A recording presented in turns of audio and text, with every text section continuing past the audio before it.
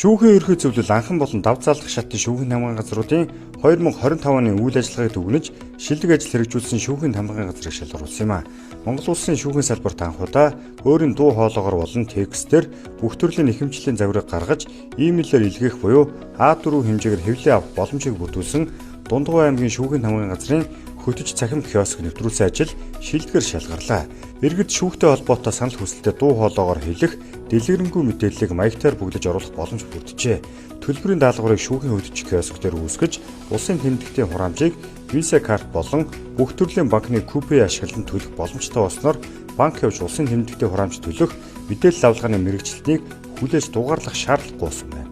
Шилдэг ажил хэрэгжүүлсэн шүүхийн хамгаалалт газарт нийт 15 шүүхийн хамгаалалт газар нэр дэвшээ өрсөлдснөөс Баянзүрх Сүхбаатар Чингэлтэй дүүргийн эргүү эргийн анхан шатны тойргийн шүүхийн хамгаалалт газрын хуулийн хугацаанд шүүх хурлааны тэмдэглэл гаргаж үйд хяналт тавих палат форум, шүүхийн шийдвэр гүйцэтгэх газар болон төвийн дүүргийн прокурорын газруудтай харилцан мэдээлэл солилцох палат форум, мөн дүүргийн эргүү эргний хэргийн хялбар ажиллагааны анхан шатны тойргийн шүүхийн тамгын газрын бичиг хүргэх, хариуцагч албатай эрүүлэх ажиллагааны хяналтын нэгдсэн систем нэвтрүүлсэн ажлууд шүүхийн зардлыг бууруулсан үр дүнтэй ажил болж шилдэгт нэр дэвшин өрсөлдсөн юм а. Шүүхийн тамгын газрууд 2025 онд шүүхийн үйлчилгээг иргэдэд шуурхаа хүргэх, нээлттэй ил тод байдлыг хангах чиглэлд олон бүтээлч ажлыг өргөнүүлсэн жил байлаа.